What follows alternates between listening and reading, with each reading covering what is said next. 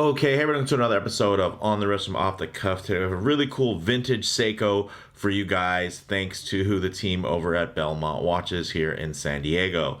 A little bit about Seiko. They were founded back in 1881. They are Japanese in origin and now have factories throughout Asia. They cover all market segments from entry level to high end.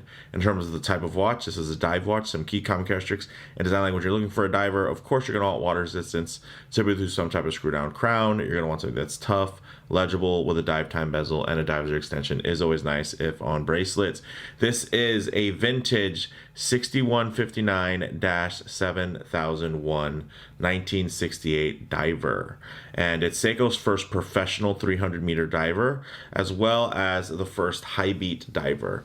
This vintage reference actually laid the evolutionary tracks for what would eventually become Seiko's iconic dive watch design language. You can get this actual unit from Belmont Watches for $7,500. Yes, $7,500. And honestly, it's kind of a deal at this point.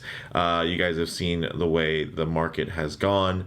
And there are certain patterns you can kind of see ahead of the time, and this is one in terms of some of these, this holy trinity and this trilogy of Seiko divers that have been reissued with 8L movements. You're seeing now those original divers that they're based on continue to rise within desirability and value. So with all that said, let's go ahead, zoom the camera out, get this piece in hand, and take a closer look. Okay, guys, what a beauty. And a lot of you are going to recognize this design language from Seiko's Marine Master dive line. So the Marine Master 300 Professional, essentially it was a reimagining of this watch, and that kind of caught on to having its own its kind of own fan base and became a legend kind of in its own rights. So this is kind of the father of a legend. This was the Marine Master before the Marine Master had its name. So really fantastic. And one of the things, of course, is that monoblock case, so it does not have a case back. The signature case profile, the bezel profile, the entire layout, of course that stoplight seconds hand there. It's just one of those things where there's so many key features here. The split lume pip, just the split lume marker at 12 o'clock, that indice being split. So many of these things, 4 o'clock crown, these features have now become just hallmarks of Seiko dive watches, and a lot of them do originate from this model. So this is very, very iconic, and as Seiko becomes larger and kind of captures more market share, watches like this that really encapsulate Seiko's design language, especially when you think about the horological significance of being a high beat diver, being Seiko's first professional rated diver. And then you can even see it still says proof on the dial, and that's something that just goes to show you the age of these pieces in terms of some of the old verbiage that was used, right? These divers were only made for about 2 years, so they are becoming more and more scarce, more and more rare, and typically the people who have these hold on to them. This isn't a heavily traded piece that you can always just kind of find out there with whatever types of examples. Typically folks who have these really enjoy them and hold on to them. Luckily, the folks at Belmont were able to score one of these, and it's an absolute grail. And it's a bit outside of how much I spend on watches personally, but I have to be able to appreciate what's really here. So let's get into some of the details. 43.7 millimeters in diameter. I measured that across from here to here. I know a lot of folks will just kind of round it up to 44 millimeters, and I think if you actually measured from from 2 o'clock to 8 o'clock, it probably is closer actually to 44. But Do not let that put you off. I will say this watch, it has magical features similar to the SKX, where you just put it on your wrist, and a lot of those tricks were invented by this watch. That undercut, right? The smaller dial proportions, that sloped chapter ring, really putting everything in the center. This watch wears magnificently on the wrist. It just, again, it's the daddy of all of those Seiko tricks in terms of ergonomics. I mean, you would think a watch with a flat case, I won't say case back, but there is no real case back here. The back of the case, the underside, with it being flat, you would think that it wouldn't wear too great, but this thing actually wears really, really lovely. So getting into the lug to lug that I mentioned, 50 millimeters, right? So that's actually pretty long in terms of a lug to lug, but you guys are going to be really surprised by how well this wears. Stainless steel, brushed and polished. It's actually mostly polished. The brushing is pretty much just on tops of the lugs here. You can see the brushing, and then this is all polish, and then underneath you have actually a flat brush that is going across right there, horizontal, side to side. So very cool. All right, getting into the crystal, this does have a Hardlex mineral crystal. You can see it has a dual curve to it, so any type of distortion would be really just at the absolute outer edges of the crystal. It stays very, very legible, even at very harsh angles, and the distortion actually doesn't hurt legibility, which is very nice, even outside of the water. A lot of times you put it underwater, a lot of the distortion points kind of disappear, but it's nice that, you know, hey, here on dry land, you're still getting a, you know, very legible piece. And then because it is Hardlex, also another thing that you can enjoy is that it's going to be a lot clearer. It's not going to be cloudy or anything like that, or milky like you might get, you know, with certain sapphires and certain cuts. And yeah, it's the right. Ooh, look at that. Gilt dial is fantastic. Look at the way the Seiko logo is just catching that light there. This is a very, again, very special timepiece. Okay, the bezel, big surprise to some folks, is actually bi-directional, so it can go either way, and it's actually very nice. So this is, you know, before unidirectional bezels really, you know, took flight in terms of popularity, and it works absolutely. And it actually feels really good. It has a great tactile engagement to it. And it sounds good. Fast, slow. Feels a little bit clickier on the way back versus the way forward. And I'm sure that's just a byproduct of how the teeth under the bezel are set. So this thing is just fantastic. All right. The crown is screw down and unsigned, as you can see there. The movement inside, although you can't see it, is an automatic Seiko caliber 6159, and that's how many of these older watches were actually known, because they kind of would get it literally. It wasn't just an in-house movement; they were movements specific to the watch. A new watch would have a new movement because they would make different strides, you know, have different configurations. So when you see this watch referenced as a 6159 7000, the movement inside is a 6159 movement, and this one has actually been surfaced very recently, back in 2022. The year right now as I'm filming this is 2023, so you're good to go. The movement, although you can't see it, has a 46-hour power reserve and a 5 hertz high beat rate. So it's going to be essentially vibrating at 36,000 vibrations per hour.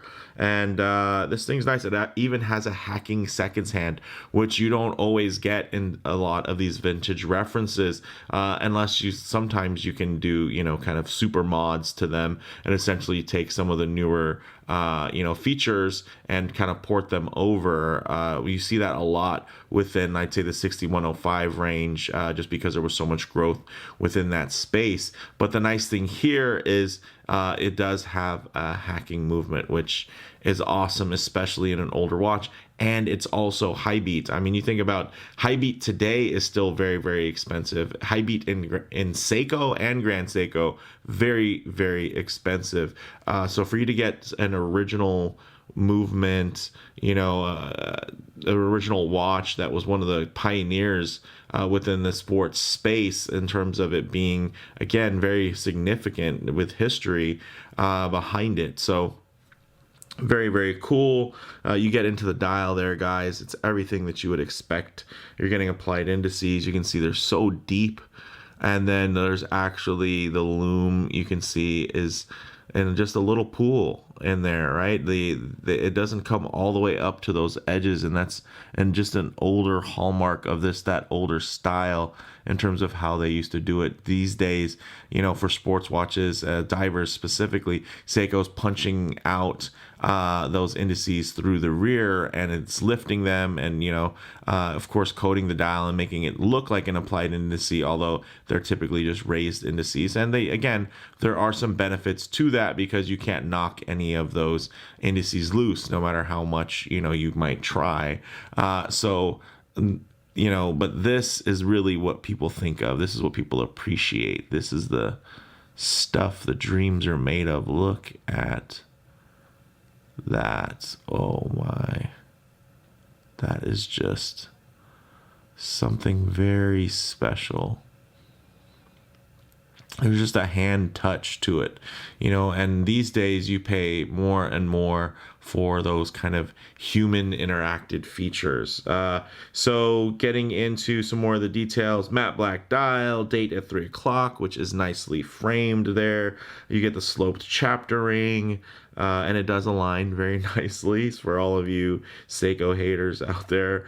Polished hands, of course, in gold. Seiko Lume Bright, 300 meters of water resistance, 19 millimeter lugs, and it's actually on an aftermarket. This is an original, but it is the original style. It's a chocolate bar style rubber strap, but this one's from Runday, and it is 19 millimeters because this does have 19 millimeter lugs. So with all that said, let's actually get this piece on wrist and see how it wears. Okay, guys, as you can see on my 7.5 inch wrist, this thing wears like an absolute dream. It's actually quite thin, which is crazy to say at 13.8 millimeters. It's just, again, it is the father of the Seiko tricks in terms of ergonomics. So it just tricks you into thinking that it is much thinner wearing.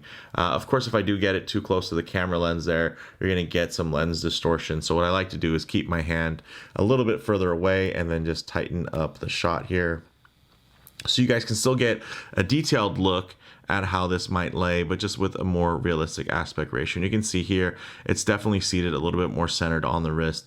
It does have that longer lug to lug, but it, at the same time, the wide shoulders, the angles, it all just kind of works its magic. The smaller dial, the indices being pushed closer to the center of the dial because of that sloped chapter ring. It just has a way. And then you get into the side part, and then it just visually again shrinks the dial down when you have it at an angle because of that slight outer lens distortion on the actual crystal. So there's just a lot of things kind of at play that really make this watch wear quite beautifully, guys. Look at that, and you can see I got plenty of range of motion. It's not getting in the way anywhere, and yeah, it's not perfectly polished or anything like that, but considering the age, guys, and if it was me, I'd be kind of torn. I'd like the patina that it's picked up in terms of that kind of tumbled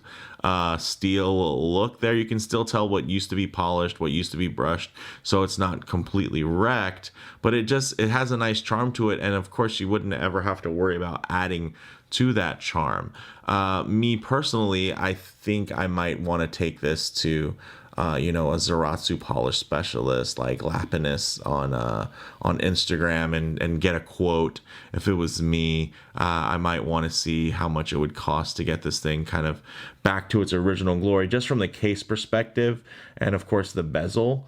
But I think the bezel insert I would keep the way it is, because it's actually not too shabby, and I think you know, of course, the imperfections on the dial just through age and whatnot, I think look really great. So that's probably what I would do. Another change is I would probably put this on a I think a nice Artem sailcloth strap, loopless style with the Omega deployant on there. I think it would really step this up a notch and really accentuate the kind of luxury nature of a vintage gilt dial dive watch, a high beat one at that. So again, this is rarefied air in terms of its spec sheet. So with that said, let's actually get it off the wrist, set up for some Lume shots, low light transition, and closing thoughts. Okay, let's go ahead and hit the lights here.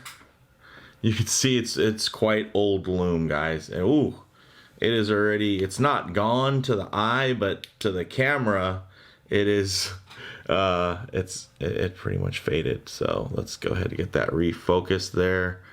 Give it a little black light help here so you guys can keep an eye on it. But I mean, again, that's what happens. The Lume ages. It doesn't absorb the light the same way that it used to. It doesn't quite, have that staying power that it once had either. But one thing I always like to do is work in some low light transition, because you're not always going to be out in the middle of a field enjoying direct sunlight. A lot of times you're going to find yourself coming in and out of buildings, walking underneath overhangs, or just hanging out underneath the shade of a tree. So it's nice to see what these colors, textures, and finishes render like in a less than optimal lighting. So maybe even include some harsh lighting, which is really just going to reveal the wear on this watch, right? When you look at the way the light is gliding over the brushing, the polishing, it's lost so much of its luster there. But those beautiful lines remain. So that's one of the benefits of this not being, somebody just polishing it up for the sake of cleaning it up and whatnot. It saves you those lines so that if you do choose to maybe go to a specialist, you can really have this thing, recut and enhanced to be just as good as new, if not better than new, which I think is really cool. And then you keep everything else with its kind of vintage worn charm. And I think that is a really nice juxtaposition to have, because it's not extremely worn. It's not cracked on the dial or anything like that. It is just, oh yeah, that Lume is gone now. But you can see very beautiful, especially the light play on the gilt. That gold is just so warm and inviting. Very, very cool. All right, guys. So closing thoughts. On the wrist, wears surprisingly well and is actually quite thin compared to many modern Marine Master divers, guys. You got to remember what else is out there. These spring drive Marine Master, kind of watches that are modern now within like the Prospex LX line. Those are some chunky, big watches, and it really makes you appreciate this one for being really overbuilt for the time. But now looking back, this is something that is really quite nice and manageable. And again, it uses a lot of those Seiko tricks. You think about the turtle, how great the turtle wears, right? And it's a 44 millimeter watch. And, this also has a lot of those same kinds of features. And, a lot of it was even invented by this watch, which I think makes it even more fun. I'm not going to really go into model variants because there aren't really too many. Of course, there were some iterations that happened within those 2 years in terms of, the dial slightly changing, getting that split into C at 12, getting the high beat movement, changing out the crown setup again with this monoblock case. That is something that is, going to be very different in terms of your typical screw down crown. So in terms of comparable models, though, this model, along with the original 62 Moss and 6105 divers, really make up Seiko's original trifecta of iconic dive watches. So I would say those are comparable. Of course, other old school dive watches, they're going to be comparable. But even then, I would say Seiko was still quite a pioneer in terms of it's really separating itself, at least after the 62 MAS, which was more of just kind of a almost generic skin diver. I mean, a good looking one, but everything after that, when you get into, you know, the 6105 and then the 6159 lines, you start seeing those, you know, those kind of Seiko cues take over, and it not just be a generic diver style. It just becomes something that's very signature to Seiko. So bottom line, this is an absolute icon, which will certainly continue to grow in value and desirability as well-kept models, you know, become more scarce, and modern Seiko continues to elevate its brand cachet while, you know, gaining even more high-end market share. You got to think of, you know, you just think about Tudor Submariners, and those were their horological significance is that they were cheap, right? It was the poor man's Submariner with an ETA movement, right? Like you could get a Tudor sub instead, right? You could buy them in bulk and make them military surplus watches. That's the horological significance. They were affordable. But once Tudor, you know, was brought back and then became, you know, made a really big splash within the industry, now you're seeing those, you know, signature Tudor models, you know, which aren't super old. I mean, there's some watches from the 80s and 90s right now that have doubled in price, tripled in price over the last few years. So you also think about now the market share that Grand Seiko and Seiko have really come across, and them moving more up market. And then you think about all the watches that were inspired by these. Now that gets sprinkled into the magic of the fact that this is actually significant, you know, on its own merit in terms of its design and its, you know, groundbreakingness, right? This isn't again, the beauty is it's not a cheaper version of something else. This is a high end. This is Seiko swinging for the fences. It said, let's make a high beat professional diver. And this is what they did, right, in the late 60s, which is really wild. So with that said, let me know what you guys think in the comments below. If you like the video, please do it like. And if you haven't already, please subscribe for more content just like this. And another huge shout out to Belmont Watches in San Diego. Definitely check them out. And if you want this piece, if you buy this piece, my gosh, tag me on Instagram. Tell me in the comments you pulled the trigger on it, because this thing is sweet. I'm not looking forward to, you know, boxing this one back up and sending it back to Belmont. But I am excited to see, you know, where it does end up. So let me know in the comments below. Thanks, guys.